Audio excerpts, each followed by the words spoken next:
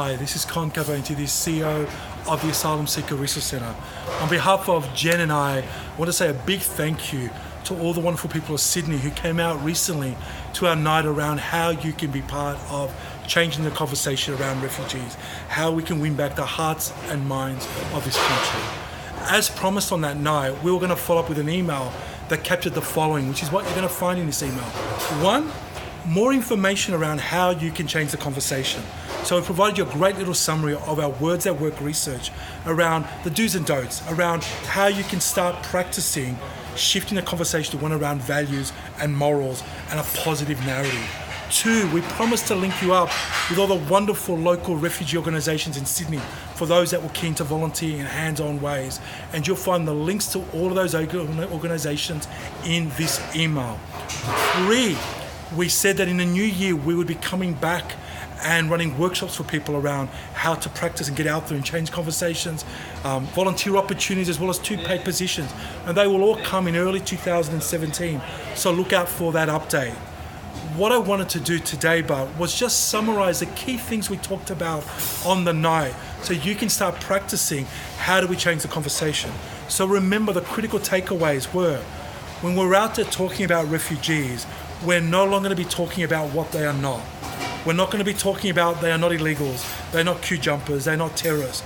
We are no longer going to use a language and narrative that is so toxic and so controlled by our government that actually nothing changes. In fact, we reinforce the very things we're trying to change. We're going to instead be talking about who refugees are, what they are. We're going to be talking about it from a values centre. So the language we're going to use, we're no longer going to use the words asylum seeker. We're going to be talking about people seeking safety, people seeking a better life, people seeking to contribute, people seeking to integrate, people who share our values, people who share our aspirations, people who want to give back to this country.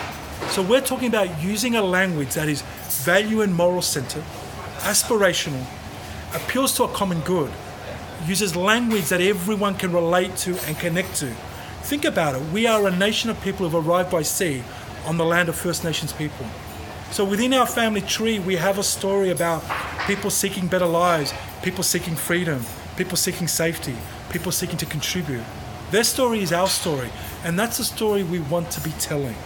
So when you're out there trying to change that conversation, hold people to account by naming the abuse, naming who's responsible for it. So when you're looking at the horrors of Nauru, you're able to talk about it going, as moral, caring people, child abuse is unacceptable in any circumstance. So what is happening on Nauru is unacceptable.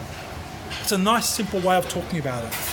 We're not going to be debating boats and smugglers and queues, because again, they're not the issues.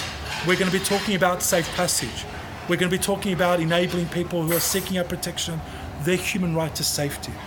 So remember, use positive language that is aspirational, that frames refugees as people in ways that me and you and the people in your community can relate to.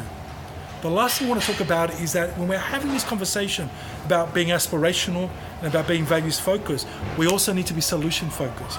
So remember, again, a quick summary of solutions that are available to us right now. 1, we could increase our refugee intake by 4 times the number quite safely and quite easily right now and save tens of thousands of more refugees' lives. 2, we could provide safe passage to people from Indonesia, where they're assessed as refugees by the UNHCR, so there are no more deaths at sea. We could do that right now. 3, we could work with countries like Indonesia, Malaysia, and Thailand, where tens of thousands of refugees are stranded in transit, and make sure that they have safety and dignity while they wait, right to work, healthcare, a roof over their head. 4, we could work with our neighbours like South Korea, Japan, New Zealand, around how do we share the obligations and responsibilities as being a signatory to the Refugee Convention in our region. 5, we could reinvest in foreign aid, in capacity building in our region, in human rights infrastructure that is critical, in particular in protecting the rights of women and girls. 6, we could stop trading with countries that actually create refugees in the first place. Countries like Vietnam and Sri Lanka, where torture continues.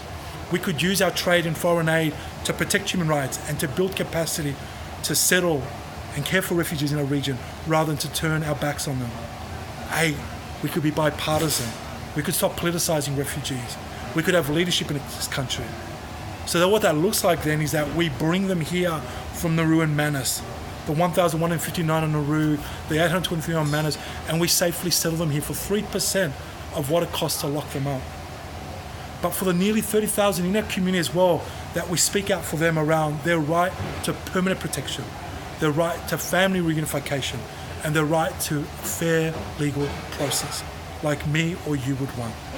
So we're excited to start this journey with you at the ASRC, and we can't wait over the coming year to be back in Sydney, recruiting for volunteers, recruiting for our first 2 staff to get on the ground there and get our community action project up and running, and most importantly be working with an incredible local community and sector around how do we together change the conversation, win the hearts and minds, and change a nation.